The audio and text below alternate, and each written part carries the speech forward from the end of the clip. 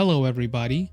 In this video, I am going to give my honest review of Kalshi. Now, let's first talk about what Kalshi is. Kalshi is a prediction market. You can use it to buy contracts on whether, there's going to be an event that's going to happen, or whether there's a Rotten Tomato score that's going to be above a certain number, whether it's going to rain in New York City or not. A bunch of random things. So let me show you guys how this works. So let's say that there's a movie coming up. For example, here's a Kalshi market where you can bet on whether Superman will have a Rotten Tomato score of above or below a certain number. So if I think that the movie Superman that's going to come out is going to have a Rotten Tomato score above 75, for example, I can bet on yes, that it's going to be above 75, and then I could put in how much I want to bet. For example, I could bet $20. And if I bet $20, the payout will be $23 if I bet correctly, right? If it is above 75 for the Rotten Tomato score for the movie Superman, then I will get a $3 profit because, I bet $20 and then I get the payout of $23. That's a $3 profit. So that's basically how it works. Here's another example.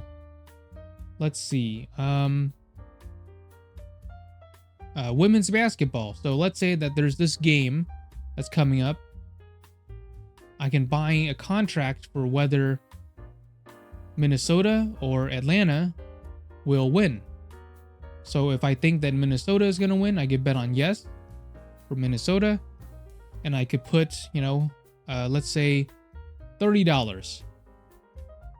And then if it turns out that Minnesota wins this game, the payout will be $57. So a $27 profit if I guess correctly. I could also bet no. So instead of yes, I could bet no that Minnesota is going to win. So I can bet that Minnesota will not win. And let's say I put $30 on this bet that Minnesota will not win. And if I guess correctly, the payout will be $54. So that's a $24 profit if I guess correctly that Minnesota will not win this game. So there's many different things you can bet on. Like I said, you can bet on whether it's going to rain, what's the highest temperature in LA today, whether this July is the hottest July ever, right? You can bet on whether that's true or not. Just a bunch of random things. Now, let's talk about the positives. I do think that the entire concept of Kalshi, being able to bet on a bunch of random stuff, being able to buy contracts, whether it's yes or no, whether this is going to be the outcome. It's a really good concept. So I do like being able to make predictions and put my money on different outcomes that I think will happen, right? For example, here's another one. New York City mayoral race winner. So whoever you think is going to be the mayoral race winner, you can bet on that. You could even bet if they're not going to win, right? So I do think that the overall concept of Kalshi is, I love it. It's really good and it's fun. Now, I want to talk about some of the challenges or the downsides. Now, first of all, depositing money into your account, it works well if you're depositing only a small amount of money, like $10, $20, things like that. But if you have a lot of money, let's say you want to deposit a ton of money, like you want to deposit like $5,000 from your bank. If you do a bank transfer which has no fees for the bank transfer, it's not gonna work. That's above the deposit limit. So the deposit limit, I think, is only $1,000 each day. And even then, there have been times where I've tried to deposit like $400 to $800, and then it doesn't go through. And then when I contact support, they say that you have to kind of fool around with it a little bit. You have to, de-link and then relink your bank and then try again. And then even then, you have to make sure that the amount is low enough and not close to your the amount you have.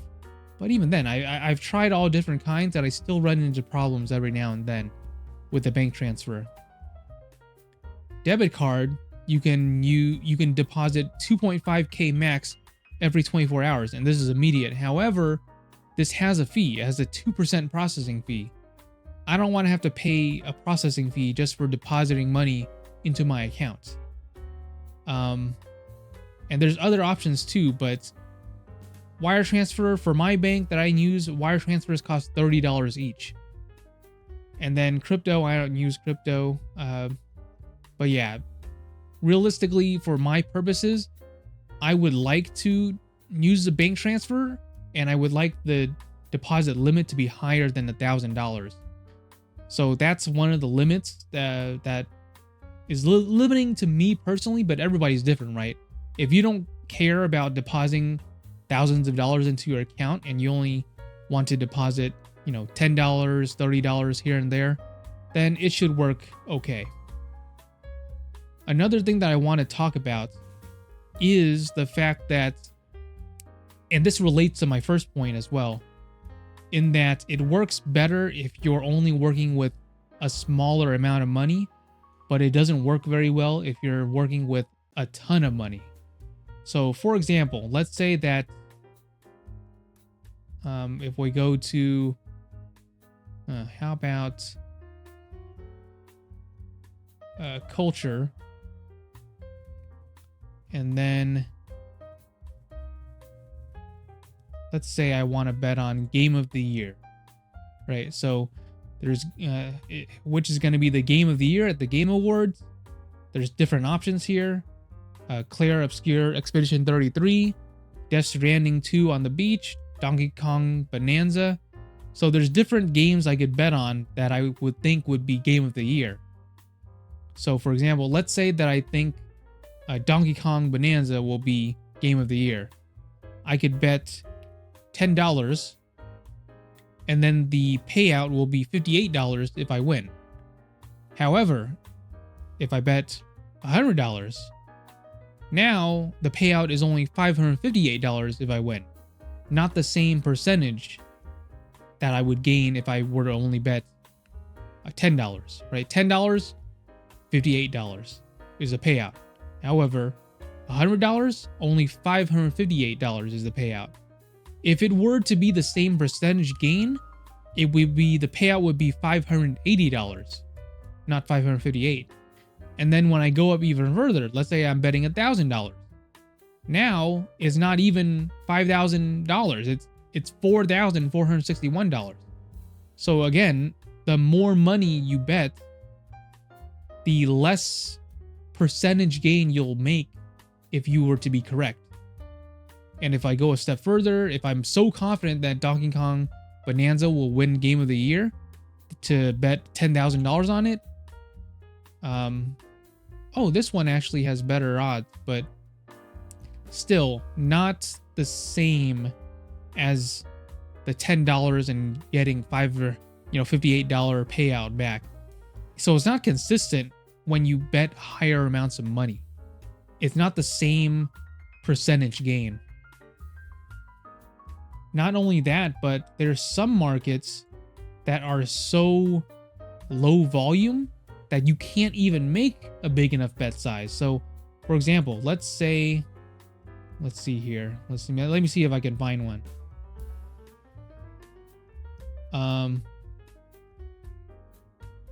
Smurfs. Let's say that Harry Styles.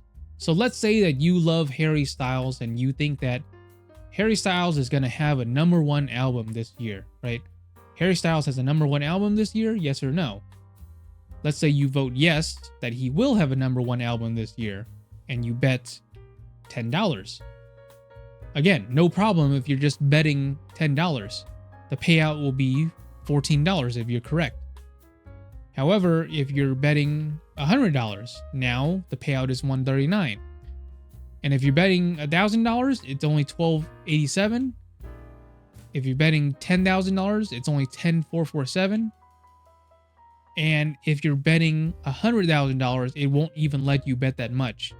It'll have an error message right here saying you can only buy up to $11,613.56 because there aren't enough contracts available. Now, let's say you're on the other side and you think, no, Harry Styles will not have a number one album this year. And you want to bet on that outcome. If you bet $10, you'll get a payout of $23 if you win. $100, $231 payout. $1,000, $1,562. And then if you bet $10,000, you'll get a payout of $10,730. But if you try to bet $100,000 on no, it says you can only buy $12,529.40 because there are not enough contracts. So yeah, same concept.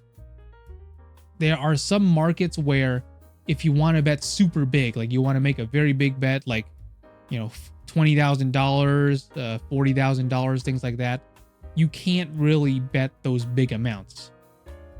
For smaller amounts like $100, $10, $40, though that will work perfectly fine.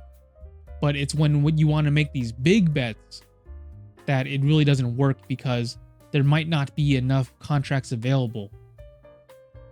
So if you're super confident on something and you have a lot of money and you're 1,000% sure that the outcome will be what you think it will be, you might not be able to make that bet because there might not be enough contracts. So that's another downside if you're working with a lot of money. Again, I do think that most of the problems and the limitations of Kalshi has to do with if you have a lot of money to work with. Like, let's say you have a $200,000, right? And you're making gigantic bets on outcomes. In that case, Kalshi wouldn't really work well with that big of an account. However, if you're only planning to spend like $200 at most, and you're only betting, like $10, $20 here and there on different outcomes, then it can work well for that purpose. But for bigger accounts and big giant bets that are like tens of thousands of dollars, that's more troublesome to do. Not so easy to do on Kalshi. Now, some reason why I use Kalshi instead of, for example, Polymarket, or if I want to do sports, DraftKings, right? Because those other options are not actually available where I live. So Kalshi is one of the few options that is available to me to make these sort of predictions and put money on them that are available in my area. I live in California, so DraftKings is not allowed. Polymarket is not allowed where I live. So Kalshi is one of the few options I have. However, I actually do have a big account size, and I am used to betting many thousands of dollars on my position in my portfolio. So because of that, me personally, it doesn't really work for me, just because it doesn't work well with big account sizes and big bets. But for people who have a relatively smaller account size, like a couple $100, and you're only planning to make, bet a couple dollars at a time. For example, you want to bet on the Wimbledon's women's tennis winner. If you think it's going to be Sabalenka, you can bet $25 and get a payout of $91. It works well when you're making these type of bets. These $25, $100, $50 bets. It works. But if you're trying to bet large amounts of money, it doesn't work as well. So that's my review. Me personally, I would not use this because it doesn't really fit my needs.